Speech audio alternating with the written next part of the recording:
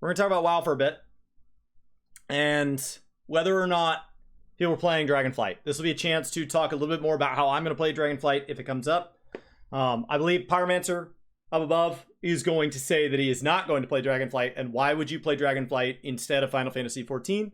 I believe that Zepla over there is going to say that she is going to be playing Dragonflight, and it is not one or the other, that you can play both. And that she will dabble in it, but will, of course, stay with Final Fantasy XIV as her primary game. I will be playing Dragonflight, but Final Fantasy XIV will remain my main game. So we'll likely agree with Zepla on this. My relationship with Pyro is kind of weird. I like his content. I watch his streams, but I basically watch them through VODs now because Work to Game is banned in their chat because of a relationship between him and who I share Work to Game with. And so I might as well watch VODs since I can't see or interact with the chat anyway. So I do still get to catch some of his streams. I enjoy his content personally. I enjoy a wide variety of content on the platform. So I enjoy all sorts of people that create massively different content than I do. So I know that there are people that watch me that don't enjoy like Xeno or Arthur's or Pyromancer or even Zepla, just because they create a different kind of content than me. But I personally enjoy both of their content.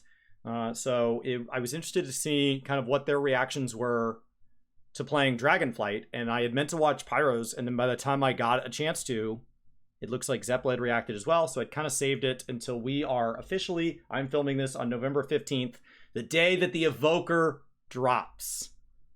This is going to be a long one. To my channel. I hope you're all having a wonderful day, morning, afternoon, evening, whatever time it is, wherever you are in the world, and welcome back to my channel. Today, we're going to be just going over a topic that I think I probably should address. I feel like I've been asked this so many times on my stream lately that I really would like to just kind of address the question, and that is, will I be returning for World of Warcraft Dragonflight? Are you gonna do it?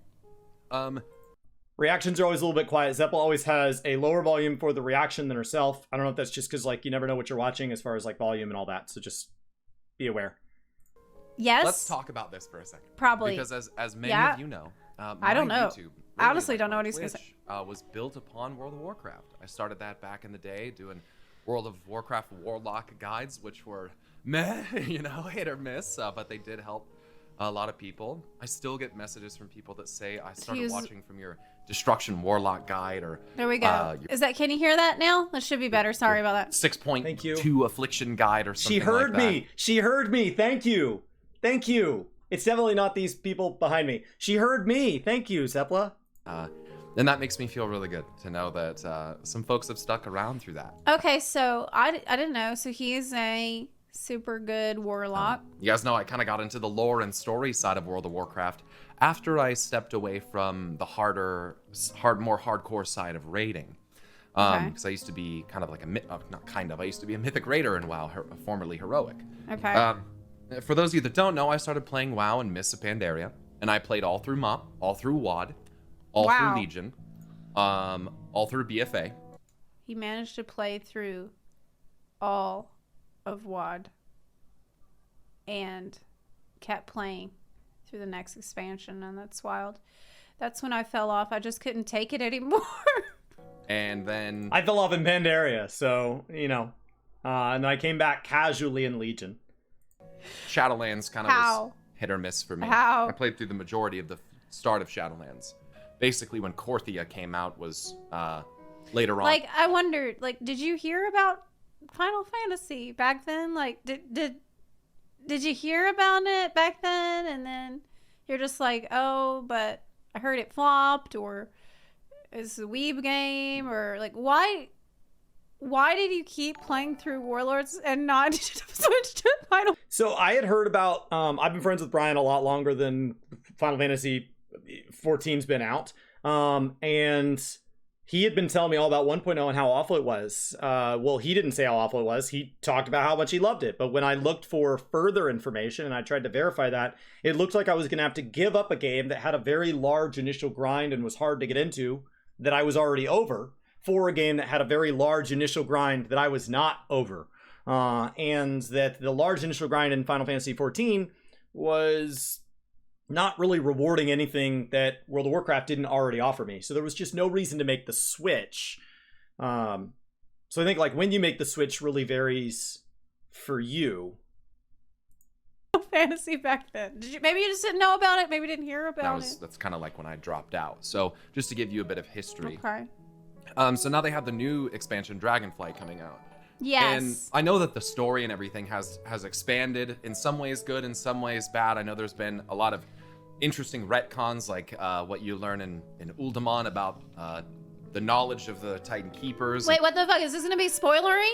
I haven't been to the new Uldaman. You better not spoiler me in this video, Pyra. What Odin may have been keeping from the mortals. Big shocker. Odin's sketchy. Who would have thought? And you know, learning that the Black Empire. Wait, Odin's a dick? Do you know what's great about being a story skipper? You can never be spoiled. Raubon Extreme never affects you because you're so far ahead of the wave of players that hit Raubon, it's not an issue. You have time to clear every side quest. I have incredibly clean maps in Final Fantasy XIV. No exclamation points in ARR, no exclamation points in Heavensward, no exclamation points in Stormblood. None. None. Zero. Zilch. Nada. There's a lot of benefits to being a skipper, and this right here, no danger of being spoiled. I am interested in taking on the lore seriously in World of Warcraft for the first time. I've begun like going through the books. I tried doing some of the starting zones. I'm starting to dig in, but I don't know enough for any of this to matter to me. So he's saying words that are probably like, oh, I was wondering that. Nope. I have no idea what he's talking about. So people are like, how do you enjoy being a spoiler? People wonder, how do you enjoy being a story skipper? Honestly, it takes away a lot of things that remove joy from a game. They can never spoil me. They can never take the story in a weird direction that bothers me. They can never retcon it. I never have to worry about my character doing something that I find ethically, morally, or otherwise distasteful. None of that ever affects me. And so, like, as I've added story to Final Fantasy XIV, there are all these feelings of joy, of course, and love, and amazing, and I'm gonna keep doing it, and I'm having a blast, and the positives way outweigh the negatives. But there are negatives. It takes me a long time to get to current content now, compared to when I could just escape. I have to worry about spoilers all the time now. And when I go through things where our character makes a choice that I don't like, or I interact with a person I don't like, I don't have control over that. This isn't D&D where I can say, so I punch them now. No, I can't. I have to just sit there and deal with whatever distasteful crap the game shoves down my throat. Oh my god, I didn't know that! The WoW story is spoiled. Is a little bit exaggerated in Chronicle, which I'm shocked. Whoa. Black Empire is not really that bad. Been saying for years now that the Black Empire is actually Pog. It's not that bad. We can move there. New housing district. Look at this guy. Look at this guy. Look at this guy right here. Right here. Right here.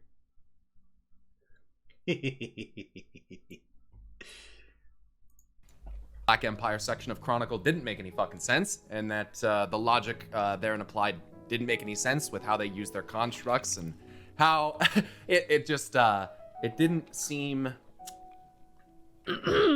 cohesive, so to speak. The FlexiSpot OC14 ergonomic chair. But wait a minute, isn't Rathian the Black Dragonflight? But wait, that's not related to the Black Empire, is it? The Black Empire is the dream of that old god. And it's not I have no idea. Real when we went to it before? Or it is? Or is it actually has been related to the Black Dragonflight the whole time and we didn't know because they had the influence of the old god? Or if I watch a Nobel video, will I learn about the Black Empire? The office chairs. See, she said it like I did. Noble. I was told yesterday it's novel. Big simp for Rathian. Like I've been saying it wrong for years. Rathian is so cool. That's one of the big reasons I'm coming to Dragonflight. It's because of, I'm coming back to Dragonflight because of Rathian. Nosdormu and Caligos is 3 reasons. Oh, Alexstrasza also, yeah. So I'm not surprised at that. But there's been some expansion to that, right? You guys have the first ones now, right? Whatever that is. In my opinion, if the first ones aren't Azeroth and or Argus, then Okay, I have a really stupid question. Is it better for me as someone who wants to understand the lore well before going in? Is there like certain quests that I should do? Or is there a, like, would it be better for me to literally buy a book and read it before? The books are available in audio form. I don't know about all of them, but a lot of them are. I'm not the WoW lore guy, but I don't like reading. And there are people that play video games that like reading, and there are people that play video games that don't. It's not a prerequisite for reading. It's something you do or for playing video games. It's independent of playing video games. Maybe you play video games and you read. Maybe you play video games because you don't read. I don't get a lot of joy out of reading books. So I will just tell you, they are available in audio form, which means the books can be read to you by effectively a professional voice actor while you're mowing your lawn or you're taking your dog for a walk. It's awesome. If I want to know about the Dragonflight and like different Dragonflights and all that, like what's the better way to go about knowing about that so that I'll be smart for the game, to have good things to say about the game and understand more about my husbando Rathian. I don't know what to say. If Azeroth, who is named after a creator deity from a love. This is what I don't like right here.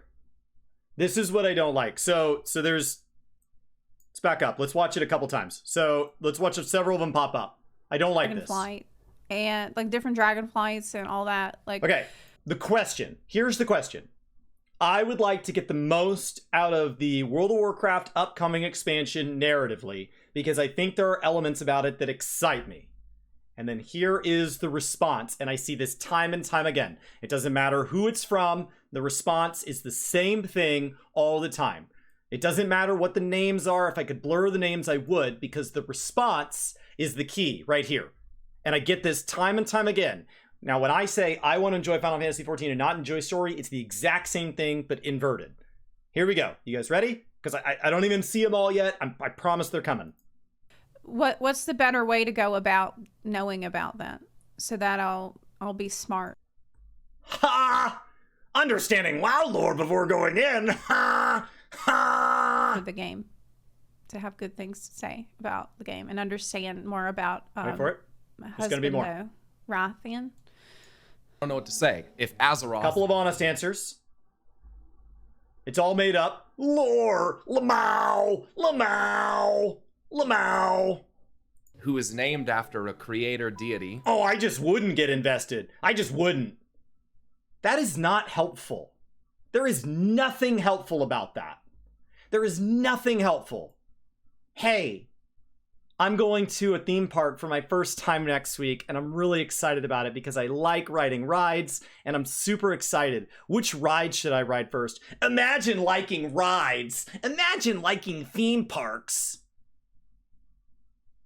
Why? How does that benefit you? How? In what way does taking someone else's joy and just snuffing it out benefit you? Just let people like things. From a Lovecraftian Get lore. out of here. HP Love. Who's stressed? Who? That's y'all's chest that's beating. And your eyes that are watering a little bit. Yeah, your mouth is dry. It's fine. I don't get it. I don't understand why people have to just push other people's joy out, as opposed to being amazing, like Mr. B68 supporting us with Prime. Creator deity from a Lovecraftian lore. HP Lovecraft's deity. Like, is there a world? Where does the main story quest? Do they have a new game plus that I can read about? He had all the books. He knows a lot of stuff. Oh, really? So then Pyro comes back and says, like, we'll go watch novel. He's at, like, just offer something helpful. Just do that. Just do that in the first place. Only Noble knows. Oh, okay. Maybe I can just get in touch with Noble and ask. Yeah. Do that. Please, collabs. Large Final Fantasy XIV fan who played WoW historically wants to ask a bunch of questions as a Final Fantasy XIV fan of somebody who likes Final Fantasy XIV and knows a ton about WoW lore. That's good content. Please, please, God. There are 13 days until it releases. I don't know when she filmed this. Please, God, release a podcast or a series or something that releases over the early weeks of WoW. Please, God, Zeppelin novel collab. How do we make that happen? Azathoth, who is a dreaming god who dreams all of the universe into existence. And Everybody then when says that god wakes novel. up, all the universe is gone. So, Okay. you know, you got Azeroth, which is tied to a dream. Azeroth, Azathoth, it's not waking up. You know, there could be some correlation there. But if they end up not making Wake me Azeroth up like inside. the thing, I don't know what they're doing. So, with that being said, we're going into Dragonflight now, and now they're going back Save to you know, we're getting some Galakron lore, which sounds really cool. Yeah, Galakron. Here's Yeah. some how the That's the biggest and baddest dragon. I know about that. Okay, Galakron was the huge asshole dragon. Galakron was like an FFXIV dragon. And wow, it was the only one that was like super, super bad, like way worse than Deathwing. Like Deathwing is nothing compared to how giant and big Galakron was, and his stomach was very big, and he was eating all of his babies. Dragonflights came to be via Titan happening? experimentation, keepers, and stuff like that. So there's a lot of really valuable narrative stuff happening. Now, from what I've heard, because I haven't been playing the game, I haven't kept up on it. A lot of this is being like found in like books and stuff in the game. So I must say, I'm really glad to hear that these things are being elaborated on within the game, and that you guys aren't being forced to buy a $20, $25, $30 book to get this extra information. So I'm really happy to hear those kinds of developments happening for WoW. Okay, so they are going to tell the story. It's really cool to have supplemental optional materials to dive deeper. It is incredibly infuriating to have those things locked behind a paywall.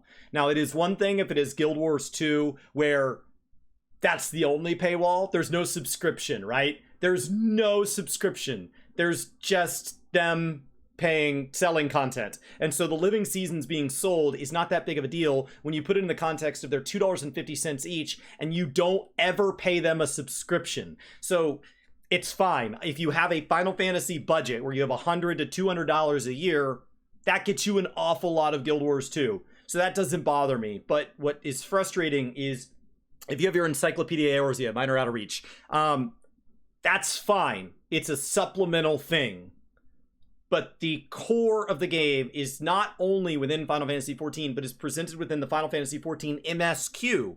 The class quests elaborate, the raid quests elaborate, the lore books elaborate. If they want to release novels, it elaborates. If they want to have a live-action television show, it elaborates.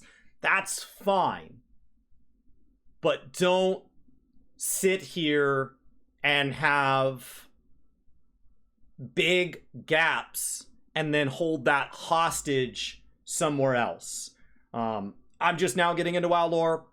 I'm starting with the books because that seems to be a dense thing, and what's actually really nice is I can consume it while I'm not in the game.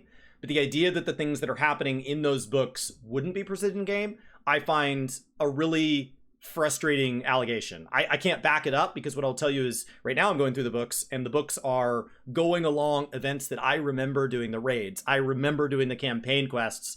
I just never really, because I push escape and I don't read the text, if it's not voiced, I don't know it. And so there's a ton of stuff that just, like, I've always enjoyed their cinematics. So I do have like bits and pieces, and it's like tying these crumbs together. So I've played through the events of Legion now, and I'm listening to one that's going through the events of BFA, and I'm having a lot of fun. But part of me just assumes that if I did a good job clearing all the side quests and clicking on all the little pieces of paper that are around and clicking through all the little books, that like I could get 60 or 80% of that in game. Because the idea that I can't is wildly infuriating. And there are multiple people telling me, you can't though. You can't. Which if I get to that point and I go to try to consume this in game and I can't, I'm going to very quickly probably learn why those people are frustrated. For now, I just want to leave it like an allegation. That's all it is. I appreciate people letting me know that that's what's being accused, and I can understand why that frustration would be there. As I get but I'd like to go into the game with as open of a mind as possible, especially if they're getting better at it.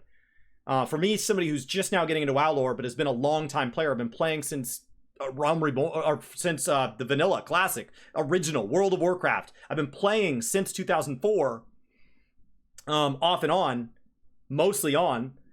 I think I owe them like an open mind, and if they're doing it well now, I don't really have to be upset at their sins of the past. Like, I can understand why you are. I can understand why you having to live through those to get to today can be very frustrated, but like, I have a chance that if Dragonflight is presented well, why do I need to be upset? Like, there's no benefit in me being upset about things that used to be wrong.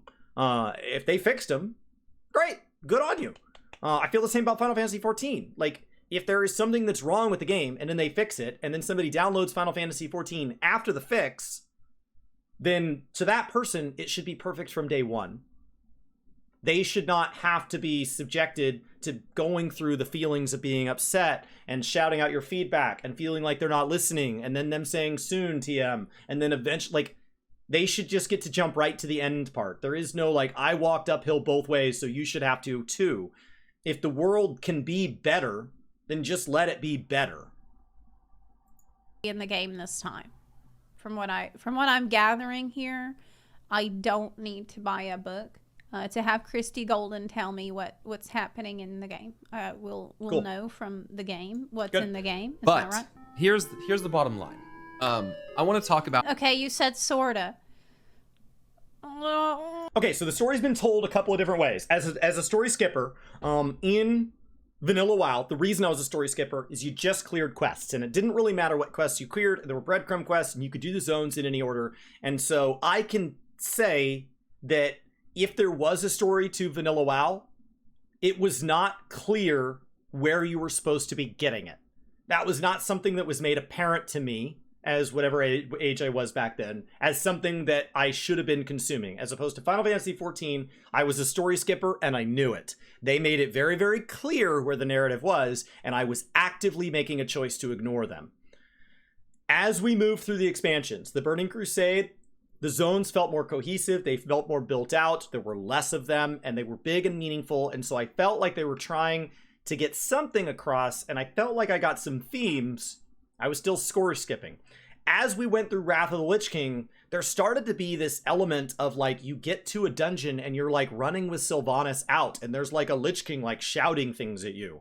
And then as it built to the expansion and we get to go into these various raids and fight these people who were like shouting things at us in dungeons, it felt like there was a narrative thread that was being woven through. And at this point, I was just ignoring the thread, but it was there if I wanted to tug on it. I didn't tug on it, but it was there. Fast forward to like Warlords of Draenor and Legion, there are these big campaign scenario quests where you get put in these moments that it is clearly trying to take you through an active gameplay experience television episode where it is telling these portions of the story. I don't know how well they tie to each other because I just played them as gameplay demos that had a story, like Diablo has a story, but who cares? And it's fine, and I just did it as gameplay, and it was taking place in an immersive world, and so I never had to ask, like, why is there a dragon? Because they're like, the dragon is bad, kill the dragon, and I'm like, great, and then we kill the dragon, and that's enough for me. That's enough. I just need to know, bad guy bad, good guy good, great, gameplay, kill it. Does he have loot? Yes, awesome.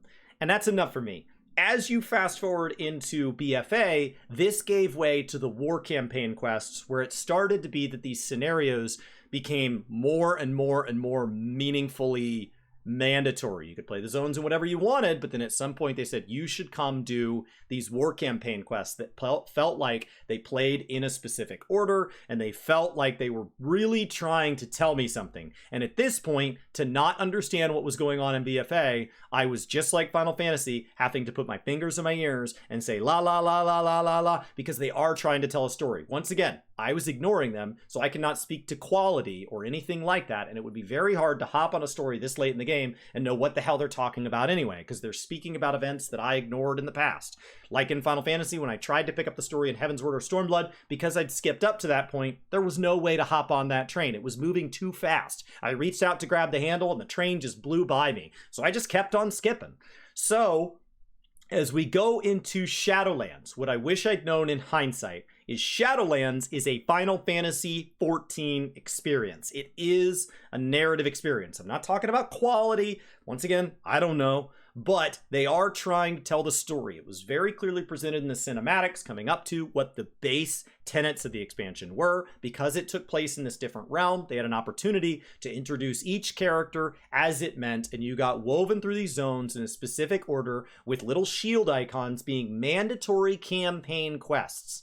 Mandatory quests meant to be done in a specific order that are building on each other, and some take place in the open world and are kill 10 bear butts, and some are these scenarios, and they just tie through each other. I don't think they did a good job incorporating the dungeons, because it felt like they tried to tell me the story of a dungeon, and I'd already done the dungeon, and then there were other times where I hadn't done the dungeon yet, and so like there's some elements about it that were clumsy, but I felt like they were trying to tell me something, and that whether I wanted to pay attention or not, I was accidentally being force-fed that. And that is substantially closer to Final Fantasy XIV that is rejoiced for its story. So the storytelling mechanic is almost identical. You can debate on the quality of what's being shoved in the funnel, but the funnel has absolutely been taped inside your mouth, and they are shoving lore inside of it. And that is incredibly infuriating when they say things like, it's gonna be alt-friendly, and then you go to click on an alt, and you have to do this 30-minute slow walk through quicksand to put the helm in her. And then you're like, well, it was cool the first time to have to like slow walk with the helm. And then the second time I was like, well, that was kind of neat. Like, what a reminder of what I went through on my main. And then the third time you're like, wow, they're really going to make me do this. And then by the 10th time, you're like, what the hell? Why am I still doing this? Imagine if you had to re-clear the Endwalker MSQ. You had to re-go through Thavnir and Garlemald every single time on every single class. And so those of you that are Omni 90, you did those zones 17 times? No. Even with the escape key, that is unacceptable. And there are times in WoW where they, like, a dialogue prompt pops up and says, you've done this before, do you want to do it again? And you say no, and it fast forwards you to the end. But the fact that that is not a universal feature is insane. They've since gone back and fixed some of that, but like, it should have been there from the get-go. But they were telling a story. So, within Dragonflight, my expectations are that while I'm going to choose to engage in Novel and the pre-patch event and watching all these videos and the legacy videos, that I should not have to. My expectation is that this is a reborn moment, that Shadowlands has put World of Warcraft to bed. It is gone into the realm of the dead, and it is now going to be renewed. My understanding is they are turning a leaf. They are getting back to their roots. They're going back to talent trees, and they are ready for World of Warcraft to be reborn as World of Warcraft.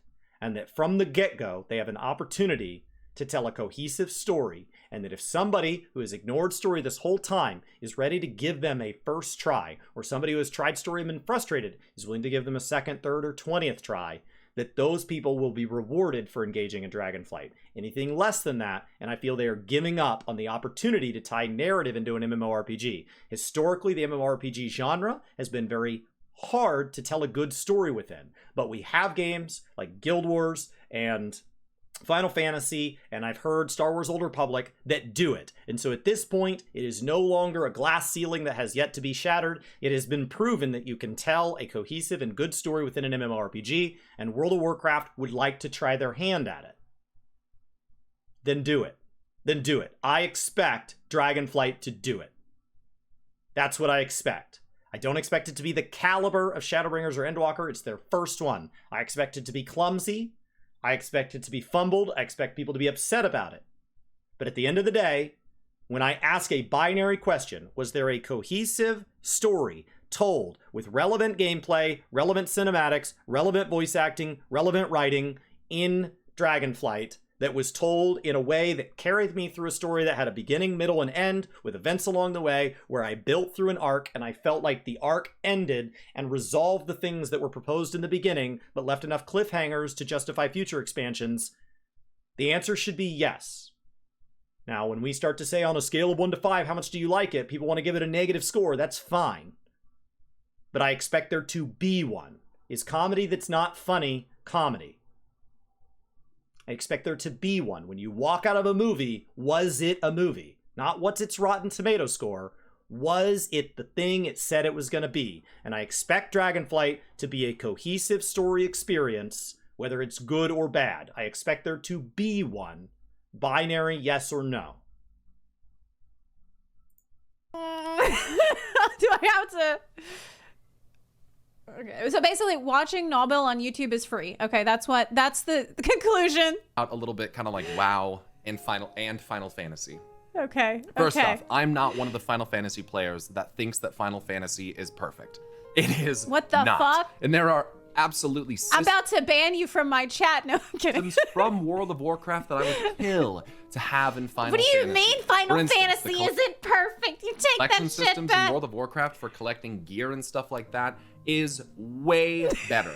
And I think a lot of us that play Final Fantasy, and especially those of us that have played WoW formerly, are aware of that. Yeah. FF's not infallible. And so I want to make that very clear to you guys right now that I don't think that FF is a perfect game. Oh my god. Because it's Oh not. my There god, are no dude. perfect this games, guy, in my opinion. This is so cringe. This is so cringe. But I think that Final Fantasy is a better MMO. How dare you say it's not a perfect game and you have the perfect character portrait right behind you? I know they're joking and having a good time. I know everybody in chat's having a good time. Pyro's there. Everybody's represented. Everybody's having a good time. These conversations get real hard real fast because the joking that she's doing is being received as she's making light of something that is still true and therefore validates that there are some people in the community that will go out and take that as, and now I get to minorly attack somebody who says this and says it seriously. He didn't say it serious like that, super crazy, but somebody that criticizes the game baselessly or something like that deserves a little light attack, a little light prodding and poke, and that then gives way to other people saying that becomes a more serious attack, and that gives way to some absolutely toxic and nasty behavior. So I'd be really careful with how far you take this joke. I understand it's a joke and we should be able to make light of things, but when you start to have a voice that's as powerful and strong as somebody like Pyromancer, somebody like Zepla, unfortunately, at that point, what is a light, slight joke to you gets taken 90 degrees to the left and 90 degrees to the right, and you just need to be aware that sometimes the thing you do that has just a little bit of something in it that's kind of frustrated gives somebody else permission way on the outside. It shouldn't be your fault, but it sucks. There are just people that will take it as an absolute permit to go and be total toxic, crappy human beings. And they may be totally wonderful the rest of their lives, but in that moment that they suck, they can really ruin somebody else's day. For me and for what I'm trying to do in my games and for what I enjoy. And by that, I mean, I really enjoy a lot of the casual content, the, glamoring your character. So in other words, World of Warcraft would call that transmog. Final Fantasy has like housing and stuff. So people host, parties and events and stuff at their houses, which is... Yeah, but WoW has that. Well, I have my garrison in WoW. And I can have a party at my garrison too. I know she's joking, but garrisons actually were something that Ian Hazakostas said cost about the amount of same resources as adding another raid, which Warlords of Draenor was denied a raid. So it feels like they literally, it would be the equivalent of Final Fantasy outright coming and telling us that they canceled the upcoming Ultimate in 6.3 to give us instanced housing. I know there's a portion of Final Fantasy fans that would go, yeah, okay. But in all seriousness, like that means it's very expensive. And so if you're going to do that, it's super weird that they built it in a way that had to be dropped when we moved from Warlords of Draenor into Legion, where it doesn't really do anything after that. He said to add player instanced housing to the game, it would have to be something like, it would have to be located somewhere that it could always be relevant. And so that, the answer is like, yeah, duh. Why didn't you do that? Like, why did you place it in Draenor? Why was it not in some imaginary island or somewhere within the base of Eastern Kingdoms or Kalimdor where it could always be relevant? Like you're just answering your own question. Maybe it shouldn't have been there. And when organic events formed out of garrisons, you could fish up these mounts, and people found out that if you invited each other over and had these big fishing parties, that it could kind of result in increased loot. And the WoW devs patched that and said, whoa, that's not what we intended. Now, to their point, they did go back and build a piece of content for Legion based on that and go, we had no idea you were interested in that. And so that would be like there being officially sanctioned housing parties added in the expansion after housing parties popped up within the community. But then the expansion after that, it went away again. So like, it just feels like Like, WoW has had their chance to do this. So she's joking about garrisons. But in all seriousness, why? Like, why is there not player housing in World of Warcraft? Like, why? There could have been. There should have been. We've done enough at this point. Pandaria had the farming element. We've had class and order halls. Like, at this point, it's weird. So, and all the NPCs showed up, and like the ogres that I rescued from the mountains, he's there, and the dwarf who's his death knight, he's there with me. And you have retainers, and you have a little garden, and you can decorate it for seasonal events, and you get to choose where the different buildings go, like Island Sanctuary. There, and maybe, I mean, people could come if they wanted, but I have a lot of friends there. Like, there was an orc that I saved from the Blackrock raid, and he's there. So I got all my friends are there, and we can have a party in my garrison too. So it's like player housing, okay? It's like an Island Sanctuary, kind of. Really cool, and something that I wish that World of Warcraft could have. There's I think the graphic fidelity of Final Fantasy for me is just more appealing. And I say all of these things not to say that Final Fantasy is better, because I don't think that it can be measured as objectively better, especially from a single person, right? No, regardless of how much experience I have in WoW, and I am at about 2,000 hours of playtime in Final Fantasy. Wow! I still think, He's already at 2,000 hours? Way to go, bud! My God! I don't see my opinion as, like, the end-all be-all. So please just remember, I'm just one person. And okay, well, that's okay, because my opinion is...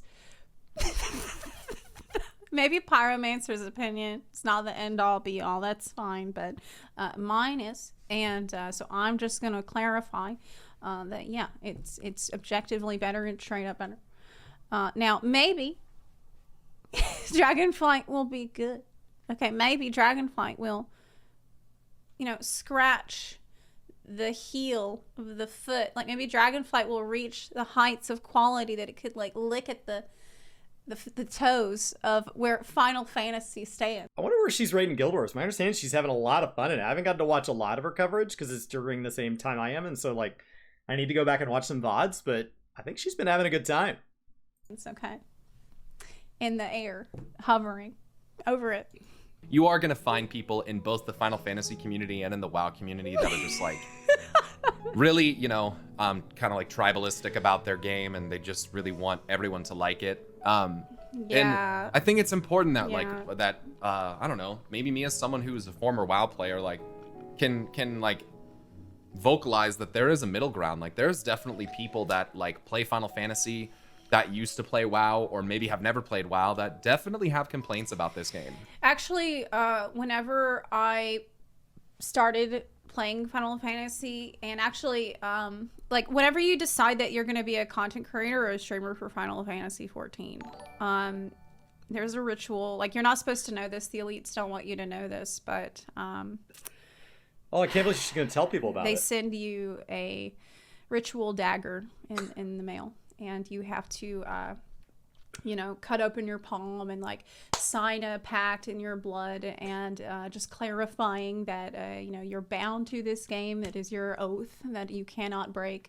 And I feel like that, that's pretty standard in the industry. It's just something that, we were... The only way out is you have to dilute your bloodline. That's why Brian knew he wanted to take a break, and that's why he's having a sixth child. Because at this point, his progeny has been diluted enough. His total soul essence has been distributed out over enough of the future generation's souls that he's allowed to break this pact. And because my wife and I don't have kids, like, that's why I have to stay covering the game. Yeah, she's absolutely right, obviously. Expected to do, and like, you also have to sign a letter to the Google AdSense in the same blood, just to make it all keep all the documentation sort of streamlined, right? And so that's the way that they're doing it nowadays. Obviously. And that's what I did, and so I expect probably the same thing goes for every content creator and streamer, and I assume Pyro did that. I'm not actually sure, but that would be expected. Don't let I mean, at least if you want to get your check mark while being a 14. Maybe if you come in with a check mark, there's a way of like being grandfathered in. But if you want to get your check mark as a 14 streamer, for sure. anyone trick you into feeling like it's just objectively superior. And that goes for almost any MMO, right? People like what they like, okay? And that's why I say that I think Final Fantasy is just a better game for me. Now, to answer the question, am I... He's been great. What was that? Sorry, I didn't hear it. Wait, what? MMO, right? People like what they like. Okay? Yeah. And that's why I say that I think Final Fantasy is just a better game for me. Yeah, as I said, I actually just finished my pact. So excited to be creating FFXIV content soon. Yeah, that's awesome. I'm really happy for you. Me. Now, to answer the question, am I coming back to Dragonflight?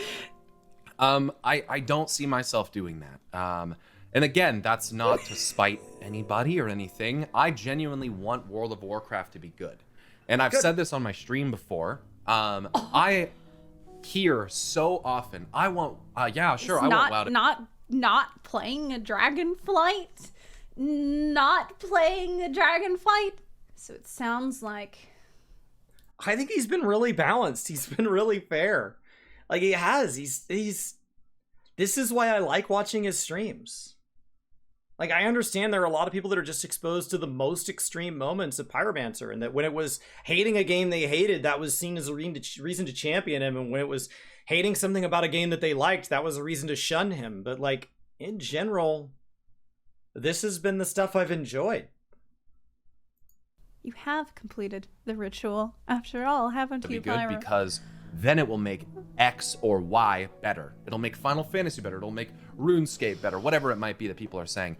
And I can't... Honestly, RuneScape is a game that cannot be made better. It is already at peak RuneScape. Stand that, because it always feels like people have to say that because they're not truly interested in something else becoming better. It's just about whether or not that's going to make their thing better. And it seems like selfish to me. So I would like to say, I want World of Warcraft to be good, regardless of any effect or perceived effect that it could ever possibly have on Final Fantasy. I mean, I think that it could be better, it could be good, and I think that both of those things are intertwined, like both of those things are interrelated, where the genre as a whole can be seen as more quality and pull more people into it, which is a net positive effect for everybody. It's like the rising tide lifts all boats situation. So I even if people say that they want it to be better, I think it's easier to talk about the selfish thing, right? If you don't like WoW, why would you want WoW to be better? Because it benefits all of MMORPGs, and because anything that they discover that works or doesn't work might be something that Final Fantasy XIV devs look at and say, okay, would that work or not work for us? So there is something where, like, even if you never meet the person who enjoys Dragonflight, even if you never are the person that enjoys Dragonflight, it can benefit you that Dragonflight is good to someone else, somewhere else, at some other time. And so that is a reason that, like, then you can calmly move on about your day and hear that Dragonflight's good, and that doesn't have to threaten and inherently damage Final Fantasy XIV in your brain somehow. And so, like, just start there, because if they can't see the selfish reason, then the reason he's talking about now gets really, really hard to see. It might not benefit all of MMOs, and it might not benefit Final Fantasy XIV, but you should be okay with it because this other person that maybe even talked bad about your game would be happy. That gets really hard to swallow. So I think it's easier to talk about the selfish thing, knowing that, like, obviously it's great that somebody who likes WoW likes WoW. But, like, as a 14 fan, it's also better for 14 that WoW does well. Because it could help. Even if they say that for selfish reasons or whatever, like, oh, maybe if that game is better, then it'll have a positive impact on my game. I think that's fine. I mean, I'll take it, dude. Like, I'll take whatever kind of rationalization that people have to be less toxic about it. Like, I'll take that over someone being like, fuck that game. I want WoW to be good because I want the people who love World of Warcraft to have an MMO that they can play that they love, right? Period. Bottom line. I don't care about literally anything else. True, yeah, and I feel fair. the same way about Final Fantasy. I want Final Fantasy to be good, not to spite anybody else, but just because it's the game I play and I want it to be fucking good. And there's nothing wrong with saying that you want both games to be good, and you don't have to make it some type of competition. If you want to, that's great, because competition breeds innovation and it breeds change, and that's a good thing, right? But sometimes it comes off as like, oh yeah, you know, I want WoW to be good because it'll make Final Fantasy better. And it's like, dude, it's not about that. It's yeah, but I hear you. I hear you, and I agree. But I feel like there's a degree of that will be inevitable. Like, people are going to do that naturally. It's like the way the human brain works is to have this like tribalistic behavior. People do it with everything you can imagine. Like, I bet. That's because tribalism works. Tribalism works. It's a survival method. It works. When I was in middle school, I got in a fight. There was a guy that had picked on me in elementary school and then moved away. Get out of here. Who's stressed? Who? That's y'all's chest that's beating. And your eyes that are watering a little bit. Yeah, your mouth is dry. It's fine. Mal, thank you for 2 months. It's time for old story time. So when I was in middle school, there was a guy that had picked on me in elementary school because I was the smallest kid in my elementary school. I was maybe an inch or two bigger than the absolute shortest guy. I was small. I was scrawny.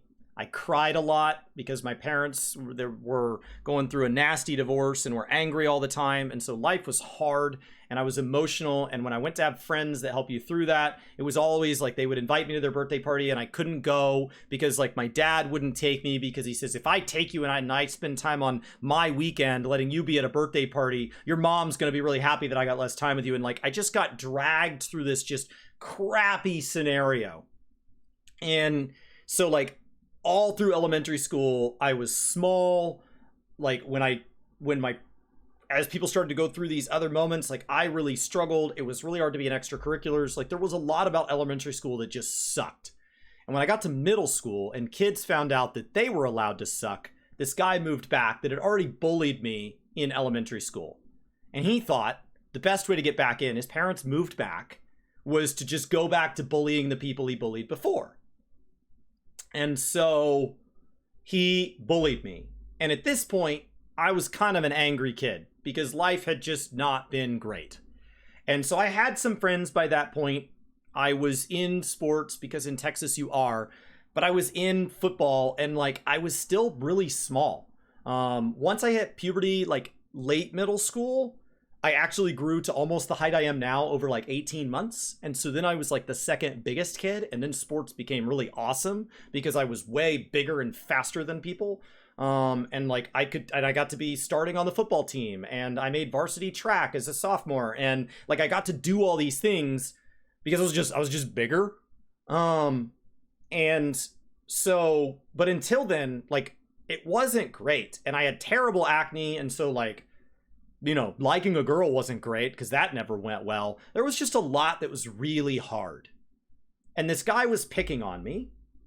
And my parents had taught me that as long as you never lie, the punishment will always be fair.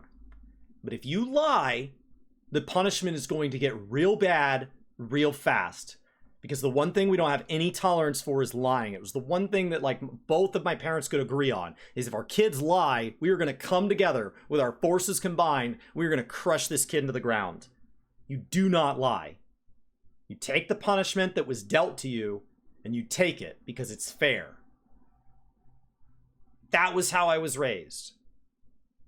My stepfather, the guy I call my dad now, also taught me that you do not start a fight, but you do end one. You do not start one, but fights will end. Somebody will win. So if a fight is unavoidable, you end it as quickly as possible, and you end on top, period. Because the punishment for being in a fight is already coming. So you end it. So this guy came over and we were in art class and we were all given time on the computer to research something for some art project. And it was my turn. And I sat down at the computer and I logged in. There were a limited number of computers because, you know, this was long ago. Children, I'm sure now all have like 16,000 connected devices. And so you're hooking on your like dial-up internet or whatever, and like it's loading pages really slowly. So you only get to do so many searches before your turn's given up. And so I'm trying to search this stuff, and he decides that he wants to start his turn early. And so he comes over and says, "You need to log out and give me this computer now." And I said, "No." That seemed to be the end of it. So then I was doing on the page thing, and he pushed me. And I said, "Don't do that. I'm not done. My time is still going." And he pushed me again. And then he used some foul language. And then he began saying some stuff about my mother or whatever creative shenanigans a middle school kid can do. And he began using language that I wasn't allowed to use. And he pushed me again. So I got up and I said, "Stop pushing me. Stop talking to me like that. Let me finish my turn." And he shoved me into a table, and I grabbed the chair, and I swung it over my head, and I threw it into his face. I then tackled him into a table and began beating him senselessly into the ground. Constant fists. He began crying, he began begging to stop, and I didn't stop. And I just kept pounding into him. Everything I'd ever felt towards him all the way through elementary school. His nose is bleeding, his lip is bleeding. I'm not gonna stop. I will stop when somebody pulls me off. He's way bigger than me. It's not like I'm gonna do permanent damage. And I'm just beating the crap out of him. He's taking a chair to the face, he's fallen off and hit his head on a table, and I'm beating the crap out of him. Teacher had been out of the room. She runs in, she begins shouting, and I get up, and I turn around and I walk right out the emergency exit, and I just walk home. Day's done. I'm good. I'm good. I lived like 3 miles from my middle school, and I just walked home. My mom worked from home at the time, so I walk in, and she says, "What are you doing here?" And I said, "I got in a fight. I believe I'm about to be suspended, and I didn't want to be in school any longer." And she said, "Okay, I'm sure I'm going to get more details soon. Go up to your room and calm down. I bet the school's about to call because they lost a child. And I'm going to finish my work day, and we're going to talk about this later, but you can have until then to calm down." Great. So I'd taken some punches back throughout it, and so I go up and I grab an ice pack or whatever, and I'm nursing myself back to health in my room. I go back to school the next day. I am very much in trouble for leaving the school, because that is not a behavior that can be rewarded. And we are brought in front of the principal, and we are allowed to tell our story. They are going to have us tell our story separately. So he is allowed some time with the principal by himself. I'm allowed to tell the principal by myself. And then we're brought in together again to discuss the punishment. He tells the story as he said, "Hey, it's my turn," because the time had passed, which it had not. And he kindly asked me to get off the computer. And then I used a lot of foul language and talked about his mother. And he said that's not very nice. And then for no reason, I hit him with a chair and he begged me to stop. And then I shoved him through a table and was beating him up. And he had no idea why this happened. He thought we were friends. And I told the story just like I just told it to you. Here's what he did wrong. Here's what I did wrong.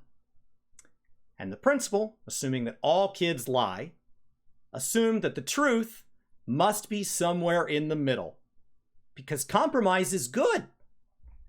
And so he was given 2 days of lunch detention and allowed to return to class. And I was given like a week of home suspension and 2 weeks of in-school suspension. So for 3 weeks, no athletics practices, no other classes whatsoever. It was like a massive ban from school. a massive ban from school. So this idea that what they're talking about here. Yeah, but I hear you. I hear you, and I agree. There's nothing wrong with saying that you want both games to be good, and you don't have to make it some type of competition. If you want to, that's great, because competition breeds innovation and it breeds change, and that's a good thing, right? But sometimes it comes off as like, oh yeah, you know, I want WoW to be good because it'll make Final Fantasy better. And it's like, Yeah. dude, it's not about that. It's Yeah, but I hear you. I hear you, and I agree. But I feel like there's a degree of that will be inevitable. Like, people are going to do that naturally. It's like the way the human brain works is to have this like tribalistic behavior. People do it with everything you can. So what was the lesson? What was the lesson?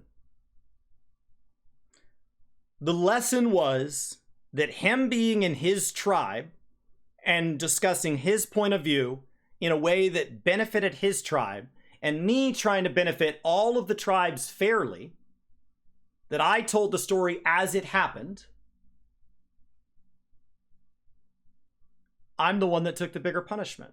I took a massive punishment. My coaches made me run for it when I finally got to remerge from that to further punish me. My teachers didn't know what to do with me because in school suspension, you get a lot of work done because they intend for class to have some level of distraction. And so when they just give you all your work and you're not allowed to leave all day, I basically finished all of the homework assignments for like months in advance. It was the best I ever did in school because that's all you had to do. You were just locked in a room by yourself to do homework and do all the projects. So you finish everything way too fast. And so I was put in a position where tribalism was reinforced, that by being tribalistic, he came out ahead. Why are people tribalistic? Because it works. What did he become as an adult? I don't know, but it is logical to assume that at least based on that one experience, he would have no reason to ever concede anything to anybody else ever again. Because he lied and he came out way ahead. He defended his point of view to the point where he tossed all ethics out the window and he came out way ahead. Way ahead. What was I taught? I was taught that somebody defending their tribe, if I try to defend both our tribes, will result in my tribe, myself, being punished. Now, thankfully, I had parents who saw it play out that way, and I had no punishment at home. They said, it seems like the school system's more than sorted it out. Their punishment is at or above what we would have done. And that it seems like you are stricter punished for telling the truth, which means at home we need to not punish you because there needs to be some benefit to telling the truth. Because it feels like you came out way behind. You came out way behind. So I had no punishment at home for that. None. No punishment. But had my parents punished me the way they punished me for other fights I got in, had they punished me for being in school suspension, which I think would have been what a lot of parents did, the lesson learned would have been be tribalistic. It's way better. It's way better. By being tribalistic, your tribe is neutral or comes out ahead in all situations, and the other tribe is neutral or comes out behind. It's way better. Thank God I had some parents that reinforced that that is not the goal, that a balanced and reasonable view can win out long term. Because had I had not had adult influences to teach me that lesson then and there, tribalism would have been the go-to for everything else in my life. And time again, life will teach you this. If you can take from the other tribe and give to your tribe, you win. You win. You win in board games, you win in card games, you win in life. Tribalism works, especially in the short term. Especially in the short term. That's why people do it. In the long term, however, you tend to win the bigger piece of a diminishing pie. if Final Fantasy XIV could cause World of Warcraft to crash, the total MMORPG player base would shrink, and they would get to be the king of a smaller mountain. Is that really worth it? You get to be the king in a village that's on fire. Is that really what you want?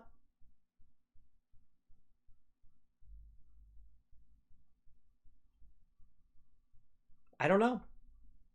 And thank God I got to experience this in middle school. Because in high school, at the size I was, there were guys that learned that in high school. There was a guy that got picked on all the way through elementary school, all the way through middle school, alongside me. And in high school was the first time that he really stood up for himself, and it became a fight. And he put that guy in the hospital. And he got charged with assault. So thank God I learned it at an age where you don't have the physical strength to cause enough damage for there to need to be permanent consequences. So thank goodness that I could learn this lesson about tribalism without a lot of the consequences of people who have to learn this later in life. Because that's way harder. If the first time that you get to test the boundaries of something is when you're an adult, there are very real consequences. Very real consequences.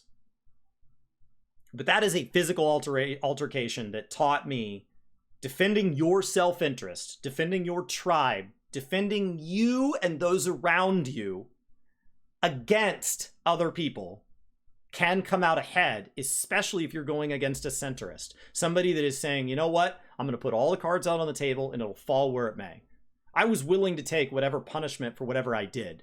Because I'll tell you, he never made fun of me again. He never laid a finger on me. And as a matter of fact, when I got into football and stuff, that story followed me for years. There was a whole bunch of stuff where, like, I got into high school and some guy made fun of me that was new, and somebody that had gone to middle school with me said, don't make fun of him. That guy's crazy.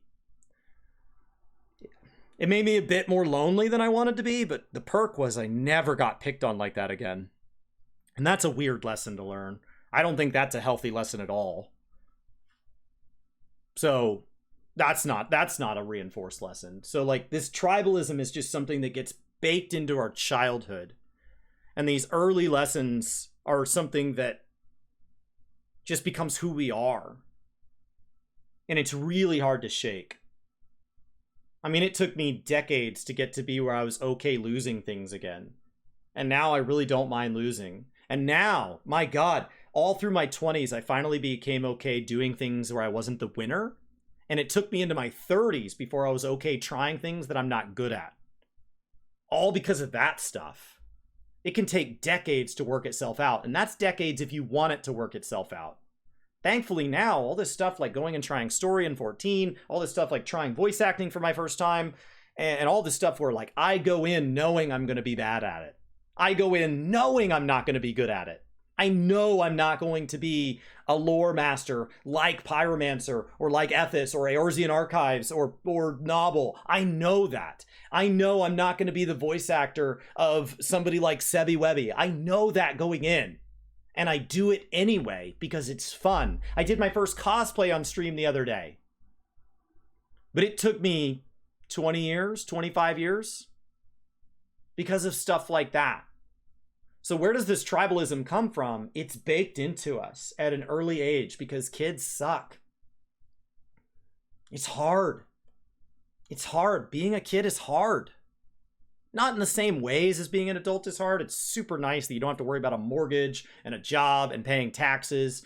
And you don't have to understand the fact that politics sucks. And you don't have to deal with navigating conversations where you can't talk about how much money somebody makes or religion or sexuality. Like it's great that you get to avoid all that by being a kid. There's a lot of low stakes areas, but there are other elements that suck.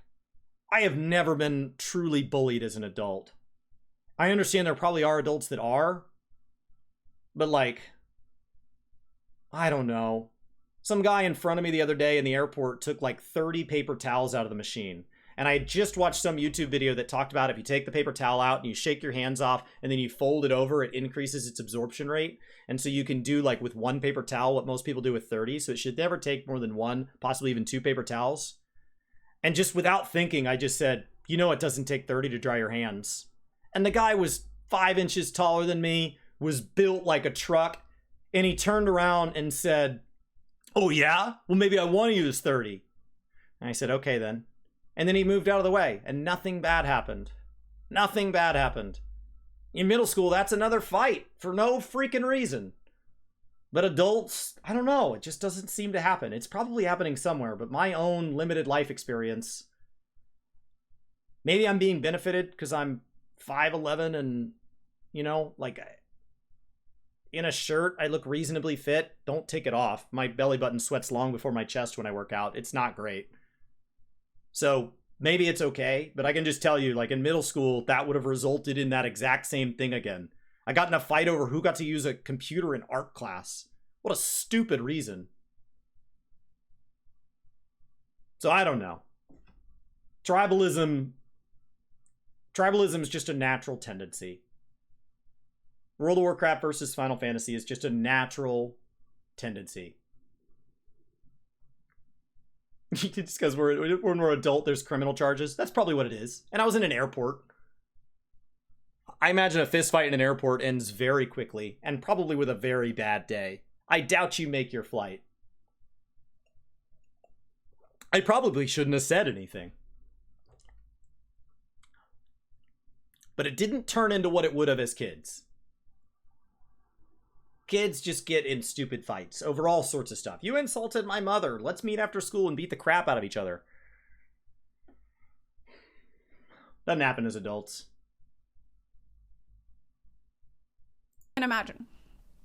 Like, I bet I could start a fight right now. Okay, so I'm gonna start a fight right now by making a poll where you pick your team. You can either choose to be on the blue team or the red team. You can either choose to be on the blue team or the red team. You gotta pick one. Pick a team. Right now you got like 2 minutes. You got like 2 minutes to pick a team. Blue team rules. Wait, fuck the blue team. Wait, blue Andes are cringe. Hey, don't you? It's not. Zeppelin is causing bunarchy right now. What's crazy about this is where this still happens in society, around video games or around sporting events or whatever. Like, there are people getting in fist fights in bars over sports teams, and yet those teammates, like the actual players themselves, Yoshi P likes what World of Warcraft has done for the industry. I have met people on the World of Warcraft team who adore Final Fantasy. I've gotten to play Final Fantasy with some of them.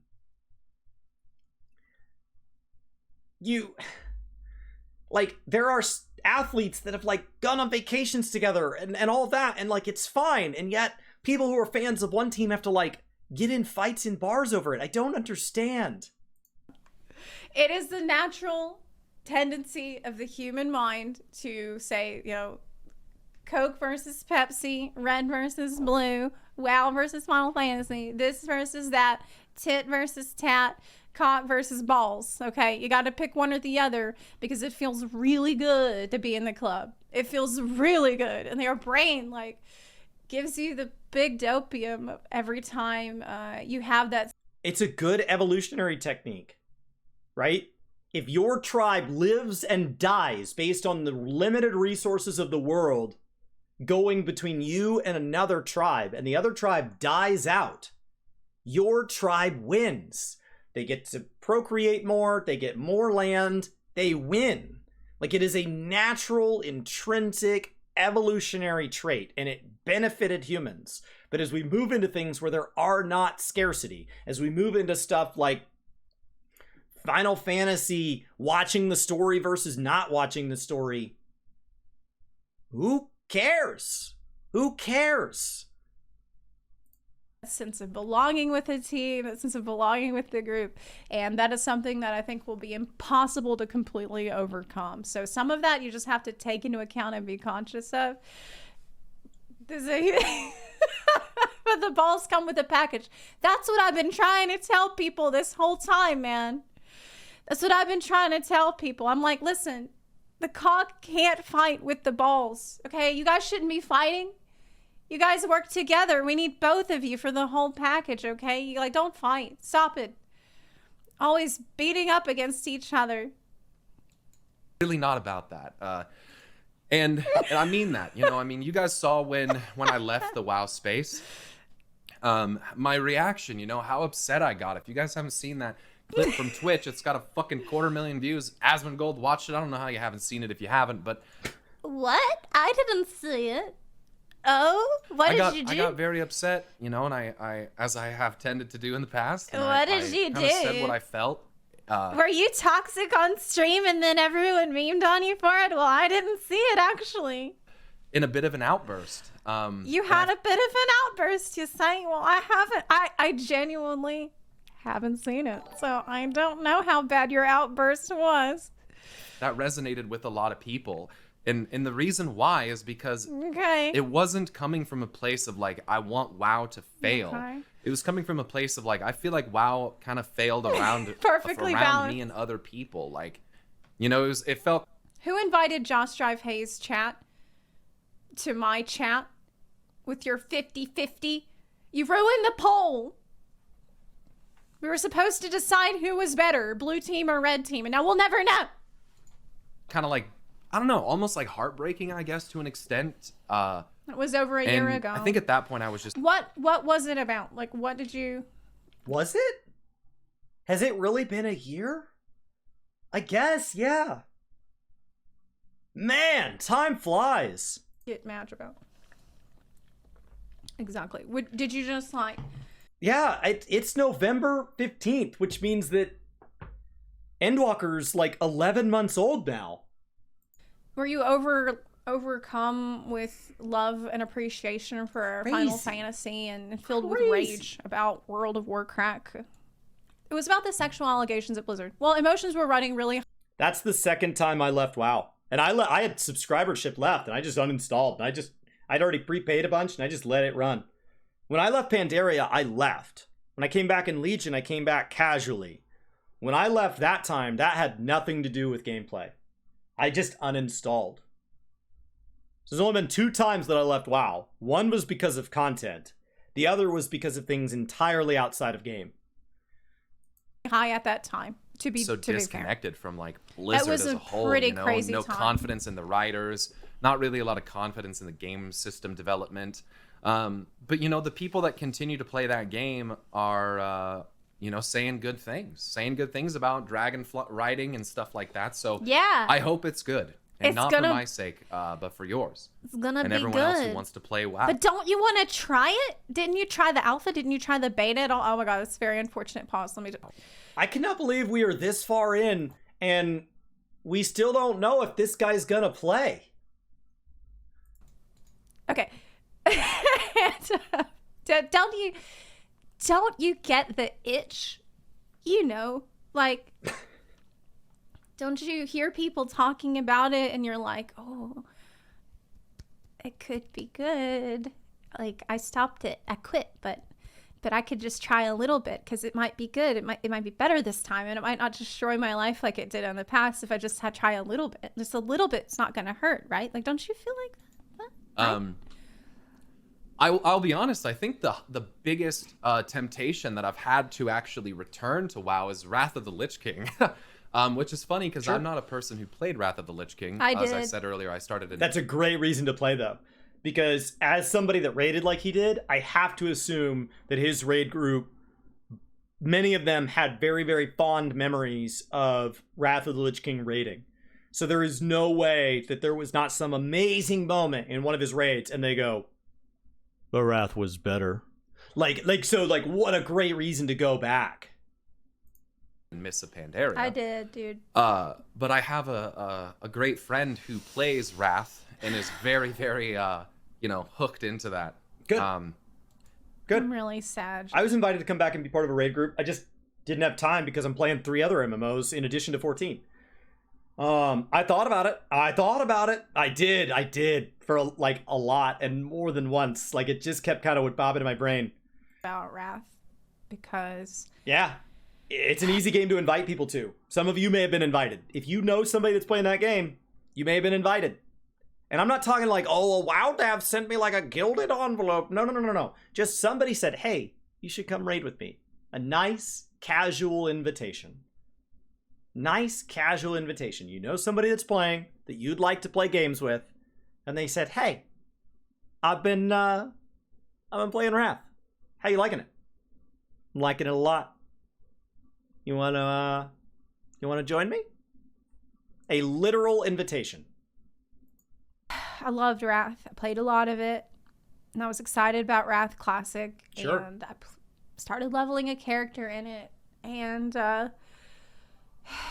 it's just way harder for me to level now than it was back then. And it's so hard to level compared to when I leveled back in my day when I was a young little whippersnapper. I tried to get server first to level cap in Wrath back then. I played hard. I don't play that hard now. And I didn't have a job, and I didn't go to school or didn't go to class, and I just sat around, you know, drinking Bud Light and playing World of Warcraft all day down in Louisiana. That was much easier for me to level 20 jobs back then than now. Now I have like stuff to do.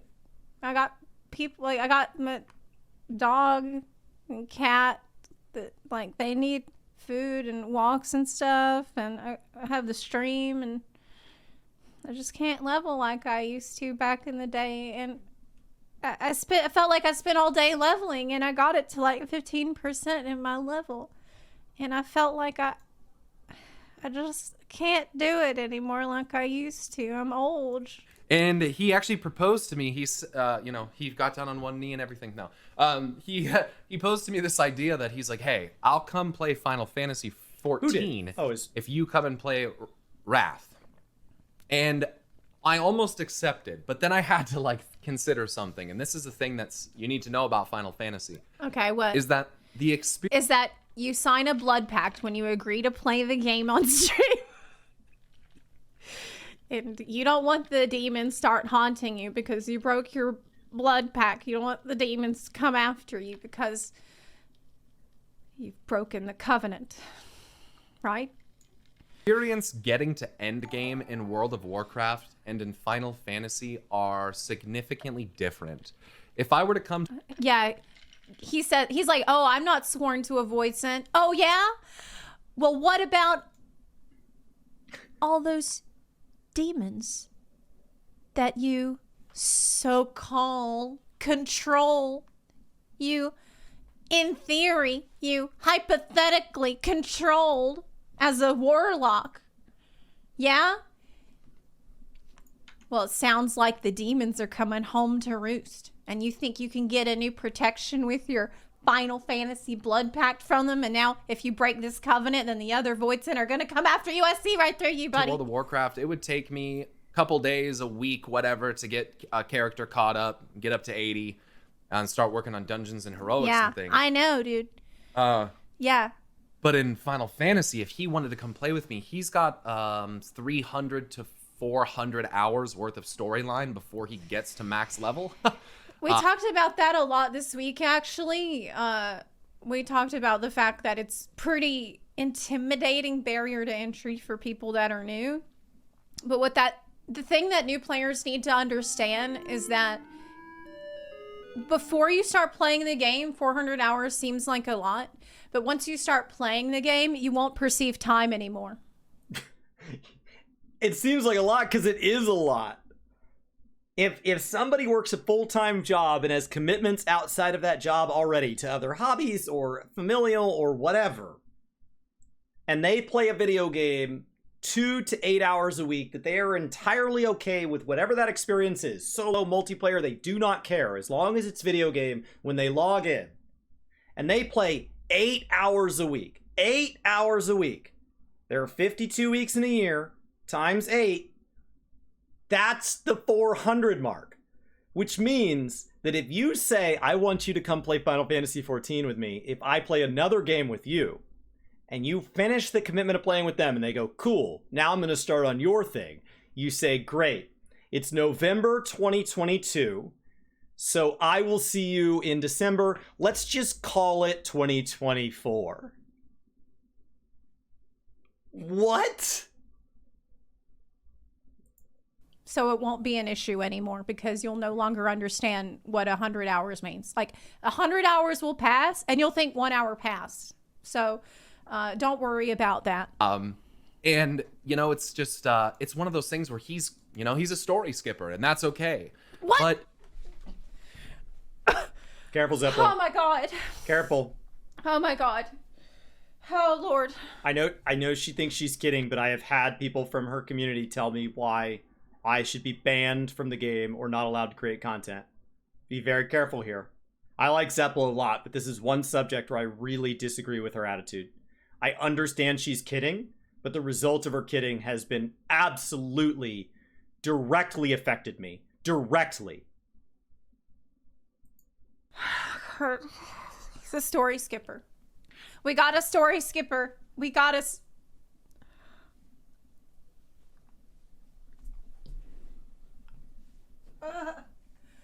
Oh my God. Pyro's friends with a story skipper. Ugh. I've had some incredibly hateful messages sent to me. Knock it off. Maybe it was a funny joke at first, but she does this every time it comes up. She's the one who gave me the title Repentant Story Skipper, which now has followed me. So at this point, I've just said, let's just address it right up front. I am not repentant. I am not sorry. Knock it off. it's like, I don't really, why would you come This and video is extremely upsetting, yes. play I Final agree. Fantasy when you're going to skip, the narrative, all the stuff that, a lot of the stuff that, frankly, I love about the game. And if you were to do that and skip Triggered. right to the end game, do I think that the Final Fantasy end game for like raiding and PvE, what people think of when they think of end game in World of Warcraft? Because remember, in World of Warcraft, the end game isn't as focused around glamour and housing and those extra things, right? Like in World of Warcraft, that is. It can be. It can be. There's an entire community around an add-on called All the Things, or a website called Data for Azeroth. I have friends that are super into kind of collecting all the various transmogs.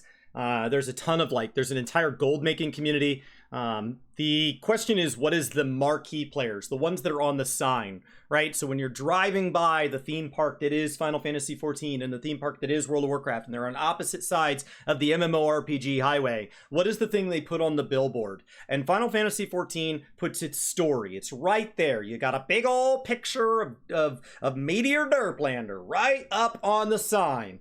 Story, story, story, story. And there's a giant inflatable Soken going, woo, come inside, Lahi. And then you have this lovely, beautiful raid experience that they say everybody can play in whatever their way is. And so that is what Final Fantasy is presented as. But there are a lot of other ways to play. You've got Ash 10 in the corner with 10 billion gills sitting beneath him. You've got, various story skippers over in the corner using FF logs going, I don't know how the data keeps getting up there, but my abacus just keeps shooting it onto the internet. And so you have all these people that play Final Fantasy their way, but it's not the marquee peak way up on the sign. World of Warcraft's sign is not actually owned by Blizzard. It's owned by the Wowhead Broadcasting Company and is currently being sold to whoever the world first leading raider is, and so that they can have the race for world first, which is an unsanctioned event that just takes place. And so they own the sign. It's not actually Blizzard property, and that becomes the marquee thing. And Blizzard's like, oh, we want to be a part of the advertising, and so they create the Mythic Plus Invitational, and they take the freaking party finder thing that gives you raider.io, and they go, man, so there's some toxic things about that, but it'd be super cool if we baked that in native. And so they funnel that piece. But absolutely, they're in the corner. There are all these people that go click on a video from Want to Buy Gold about the best dungeon to run for selling transmog, or they're off hanging out with Samadan when he was streaming more, and they're just watching him click through auction houses for hours, or they're off following Novel, who's passionate about the lore. There are people in World of Warcraft that consume the game, and they themselves don't ever set foot in anything above LFR. They don't know why Mythic Zero is called that. They don't really know how all that works. They don't care. And their item level is anywhere between 50 and 150 levels too low, because that's where the world quest that they did gave it to them. and it doesn't matter because they're on a speed druid running through old things, or they're leveling alts, or they're managing their garrison still to this day across 40 characters. And it doesn't matter. Like, you can play however you want. You can play however you want. But I will agree that the popular method, the thing at the top of the Twitch directory, the thing that people talk about in the games is very different. But if you want to play World of Warcraft in your own way, and then you want to come over and play that same way in Final Fantasy, and you are not hurting anybody else, you should absolutely be allowed to do that. Have your fun. I love about the game. And if you were to do that and skip right to the end game, do I think that the Final Fantasy end game for like raiding and PvE, what people think of when they think of end game in World of Warcraft? Because remember, in World of Warcraft, the end game isn't as focused around glamour and housing and those extra things, right? Like in World of Warcraft, it is the raids, it is the PvE and the end It's not transmog, it's not the end game. You know, those are the types of things that people think about. So if he were to kind of skip to the end and just focus on the raiding in Final Fantasy is great, but you know, there's some things about it like loot that are kind of wonky right now. So what's wonky about loot? Actually, my issue with that statement is what's wonky right now. Because while the system has changed over the years, when you compare it to the World of Warcraft loot system and how it has changed from vanilla to now, Final Fantasy is the same thing. Now, it is like a game of telephone where like each expansion told the next expansion what it was, and so at this point, it's become something a little different. But compared to World of Warcraft, from vanilla to now, Final Fantasy is just a carbon copy of itself. What's wonky about the loot? Because the biggest complaints I'm hearing about loot right now is that it is sort of hard to get extra sets for other jobs. But for your first job, it's more or less fine. It is fair. It is incredibly predictable. It is not very exciting, but it is super, super reliable to get your bits. It's one of those things, right, where you know you try to make a deal and you just have to realize that they're two very different games. You know, one is very narratively reinforced. They're very different. Mostly single player narrative for hundreds of hours that has a fuckload of world building. Criterion rewards. I want to note that he loves the narrative element of this game and is already at 2,000 hours in game and quoted the story at being 400 hours. That means for every hour of story that Pyromancer quotes to a new player, that he has already put in an additional 4 hours into the game. Additional. People hold narrative up as the marquee item, and that's fine. It is absolutely what's on the billboard. But keep in mind that Pyromancer, somebody that most people know for his story playthrough of Final Fantasy XIV, who is proud of the story and calls it a narrative game because it is a narrative game, has already put 4 hours into this game for every hour that he quotes to a player about story. He's at 2,000 hours. 400 leaves 1,600.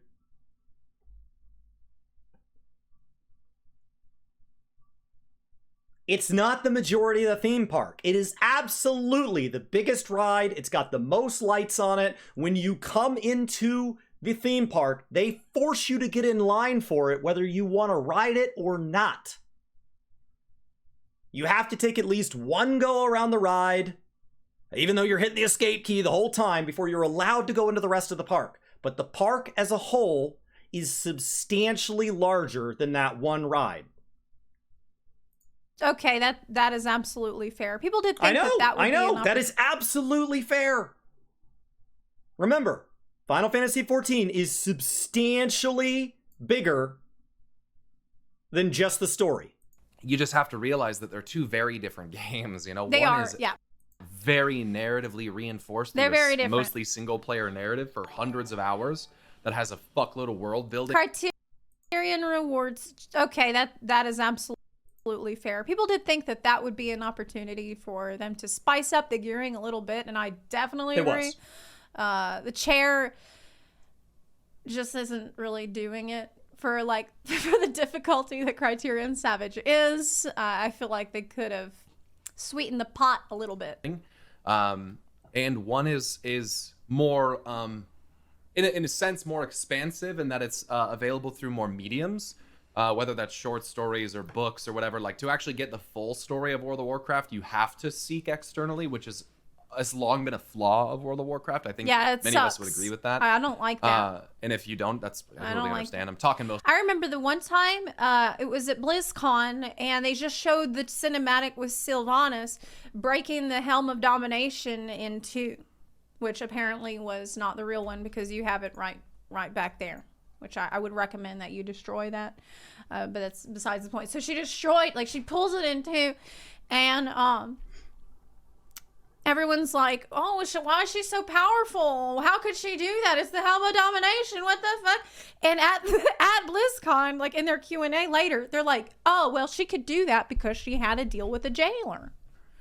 And everyone's like, well, how the hell were we supposed to know that? Like, why do you have to explain that after the cinematic? Like, doesn't that seem like information that we would need to appreciate the cinematic more? And we didn't know until you told us after you played the cinematic. Like, you need... Maybe. There is an idea in narrative that stories don't always start at the beginning, and the middle's not always in the middle, and the end is not always at the end. There are plenty of great movies that start with the end and then rewind.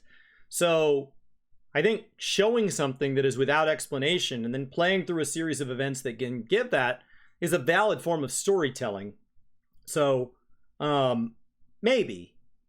I don't think the act of showing us something in a trailer that makes us question, and then I don't think that's inherently bad, just as a form of storytelling. Like, just, you know, just imagine.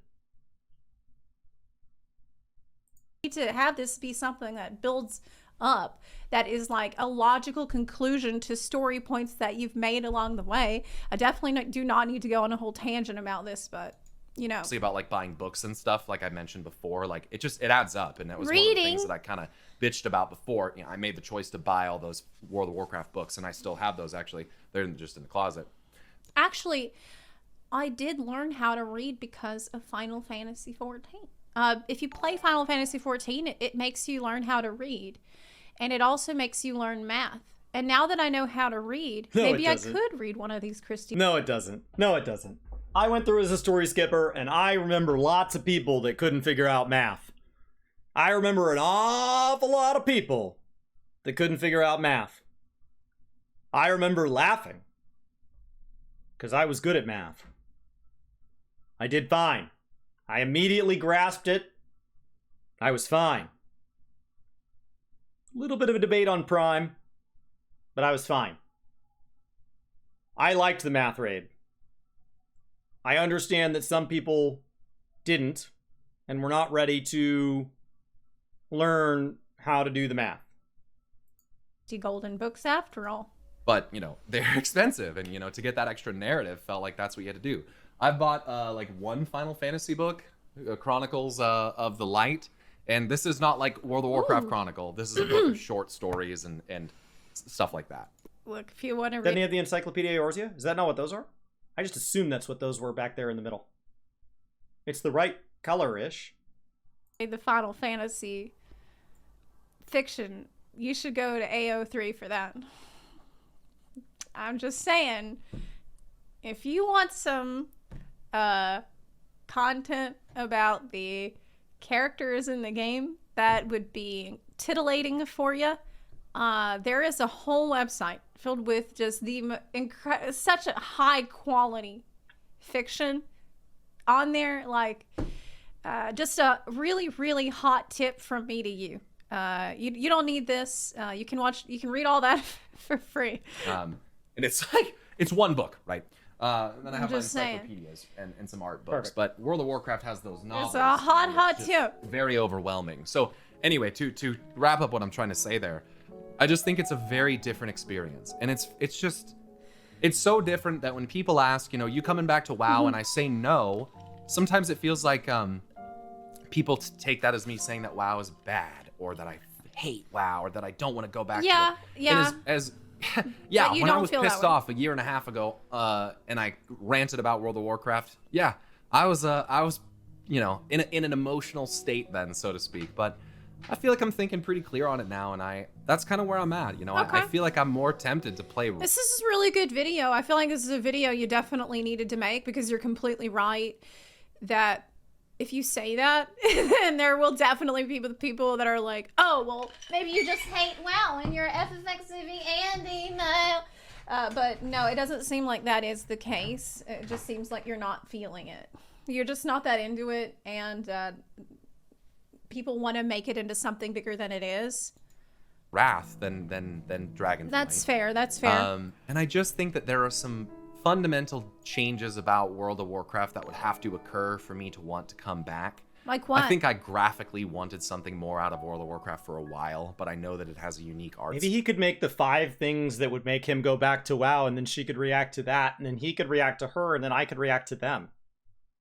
Style and the engine limitations are a thing. I know that.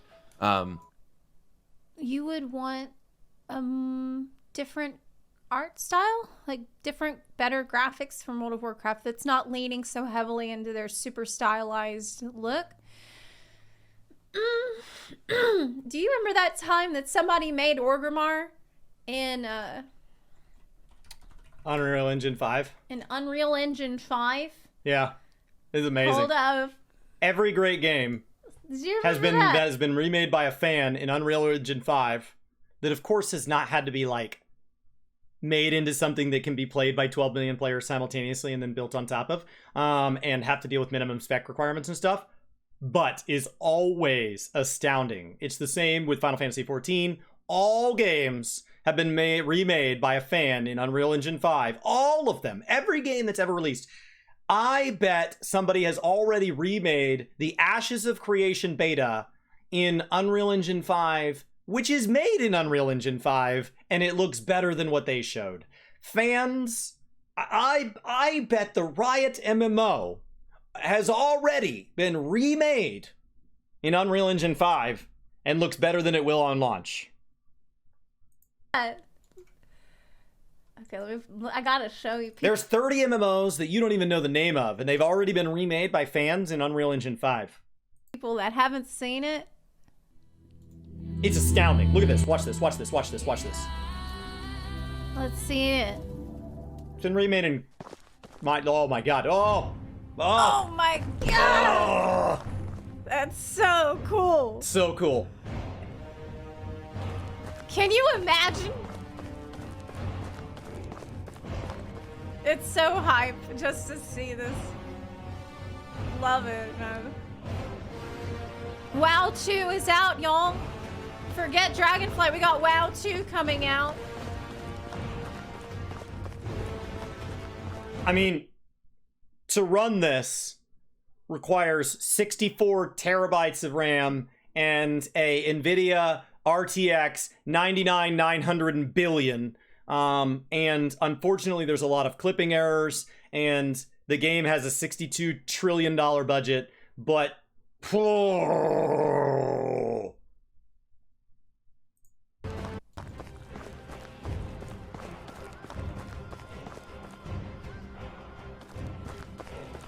Absolutely amazing. Oh my god. So cool.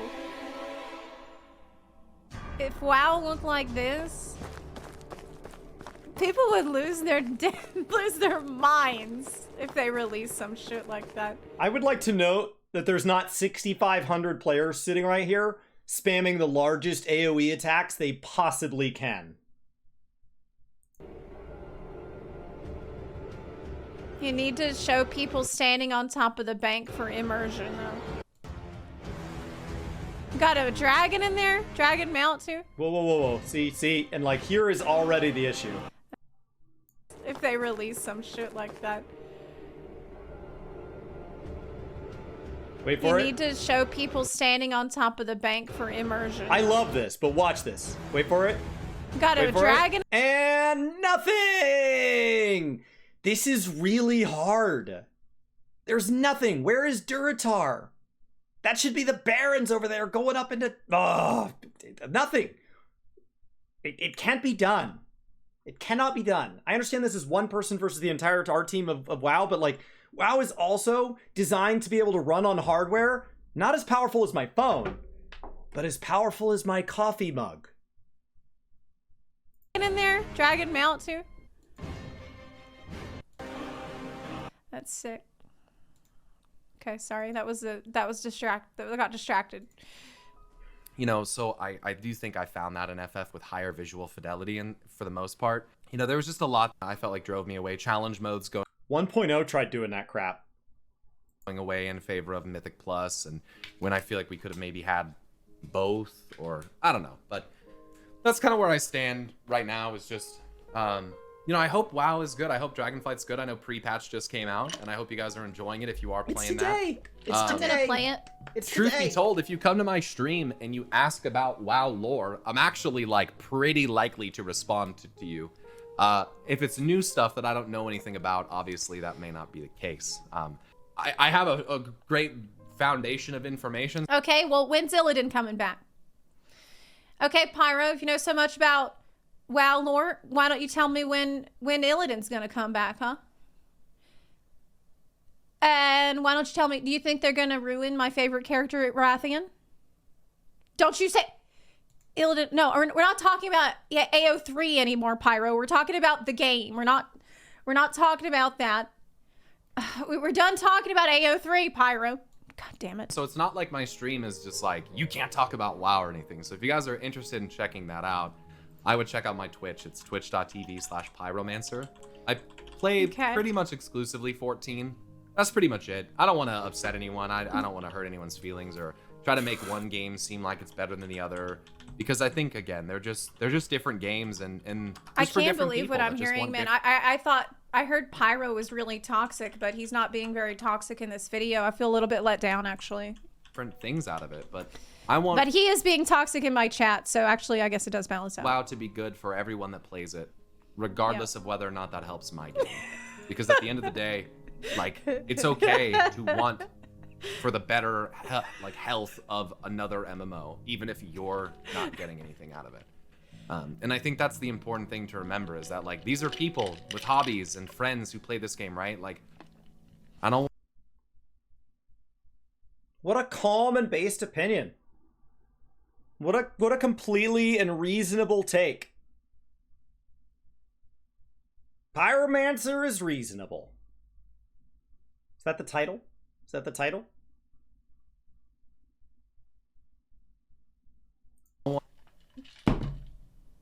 Friends? These are people with hobbies and friends who play this game.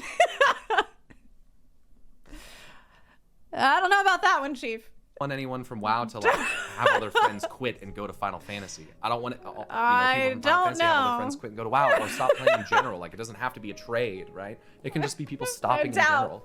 That just sucks, right? A lot of us play MMOs and RPGs to play with friends, and to have that continued social experience that we don't get out of single player games. So I just think that's the most important aspect of it, and looking out for each other as players, and like not getting stepped on by the fucking company that's designing your game is like the. Fido in chat's wedding party was entirely people they met in WoW. I have been to weddings of people that I met in WoW. I have been to conventions and stayed in bedrooms with bunk beds, and the people that were in the other bunk bed in the room, I only knew through World of Warcraft. That's like a weird thing. I'm going to go somewhere where I've split a house and stay with them. And when I got into the we rented a minivan, and me and my friend got there first, the one I knew from college. And we rented the minivan, and we pulled up to the airport, and I was looking out for traffic, and people piled into the van that we were picking up from the airport for BlizzCon. And as they piled in and said, "What's going on, guys?" I knew who they were. I knew who they were from their voices, and yet I'd never seen a picture of them. And the door closed, and we pulled away, and I turned around and said, "Everybody good?" And I could not have told you which face went with which name. And yet, we rented a house together, we stayed together, we broke bread together, we had breakfast, went out to dinner. I shared an entire weekend with longtime friends that I had no idea what they looked like. I knew what their spouses' names were. I know whether or not they have kids. I know what they do for a living. I know what they went to college for, if they went to college. I know what other games they're playing right now. But I probably know their name as their World of Warcraft character. These are amazing experiences that without gaming, I don't know what happened before gaming, because I'm not from that time. But I really appreciate what MMOs have offered me, and I cannot wait for conventions to be starting back up. This is awesome that they're coming back. I'm super excited about FanFest. People I would not have met if I did not go join communities on the internet. I went and joined forums and guilds and discords. Pretty freaking cool. Pretty freaking cool. The most important thing, and I mean, Final Fantasy players loved getting stepped on. Really, like that's kind of the thing that they're into. There was this absolutely incredible cosplayer at a fan fest everything is so year. accurate. Even the makeup, the neck details, And then- everything has been recreated so close to what's in game. So we were very impressed. Step on me, please. Did you hear Yoshi P saying Applause, please. in English, "Step on me, please"? It's rare to hear Yoshi P talk in English, but I appreciate that that's one of the phrases in English that I assume there's some context there. I don't actually know where that clip is from. he knows that he had ready to go for this. So I'm sorry, but the point about, not wanting to get stepped on, this just does not fly at all. With Final Fantasy players, they fucking love that shit. that for World of Warcraft, and I mean that for Final Fantasy. I don't know, that's what it all comes down to for me. It's just like not letting the game's development and design like disrespect your time and just be unfun to play. That's what it is. So I hope that this touched on some things and maybe kind of answered some questions for people, maybe kind of quelled some concerns or frustrations. It was a great video in that I Feel understand free to leave your thoughts now. down below. This why. isn't a WoW versus Final Fantasy video. This is a what does Pyromancer want to play video. I assumed it would be more on what he would expect World of Warcraft to have done and why it hasn't done it and that he wasn't going to play. It's been substantially more measured than I thought it would be. I also thought that as a result of that, Zeppela usually represents the counterpoint. So I really thought that because he was going to say that these are the things that they have not yet done to earn him coming back, that she would be defending why she wants to try it. It's really taken a completely different direction. And just But you could have you could have done that. Yep, you could have. For the YouTube clicks. You could have. You didn't, but you know that you could have been like, Yeah. I I don't think people would have been go upset. I don't think people would have been upset at all. back to WoW FFXIV better. And then in the thumbnail put like the orc like fighting a Miko. Especially if he'd elaborated on his reasons, it still would have left room that if he ever did want to go back, as long as those reasons were addressed, like it's totally reasonable, right? The reason I'm not going back is the following things, and these are inherent problems I see with the game. Those reasons change, then your logic changes. Like that. Yeah. That's usually what does pretty well on YouTube. Oh yeah, Kind of it would a- have crushed. just kind of an honest one, sit down and talk about it. So I hope you guys enjoyed. If you did, please hit the like button. It's the best way to I know liked you it. enjoyed Yeah, the video. it was good. And subscribing to my channel certainly does help. That's totally He said he'll try to compare them eventually. That's Pyromancer right there. I would love to see that video. I think his production quality on YouTube is very high. So I think it could be something like the Jesse Cox video that compares the two. And obviously there's going to be a lot of opinion in there, just like Jesse Cox's.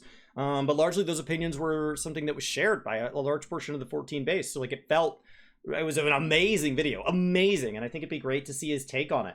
I would love to see it. Like he plays games differently than me. In some ways we have a lot of overlap, but in other ways we don't. And so I would love to see that. I personally, just for myself, I would love to see it. It'd be amazing.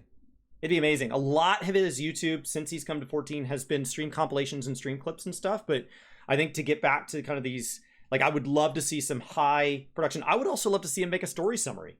He has like 16,000 notebooks. One time on stream, he said he was running out of notebooks, and I mailed him my one from the media tour. Now, I tried to tell his mods, hey, by the way, it's graph paper, and I don't know how he feels about that, so if he doesn't want it, he doesn't want it. That message didn't get relayed on, so when he opened it up on stream, and he goes, look at this thing I got, but it's graph paper. Like, what are you gonna do? I tried to warn him, but yeah, it's awesome. It's awesome. I would love to see his take on all that. I would love to see him do some lore summaries. I think it'd be absolutely brilliant. Really free. I did like it. I think it was necessary, absolutely necessary to make, because yes, people are completely unhinged about their preferences with MMOs. They do treat it like it is a marriage. But what they need to understand is that it is an open relationship. That's what they really need to get. You know, WoW doesn't mind you know, just trying, experimenting. Thank you, Zepla. Thank you for that last Going on part. YouTube. Oh, that was awesome. That was awesome.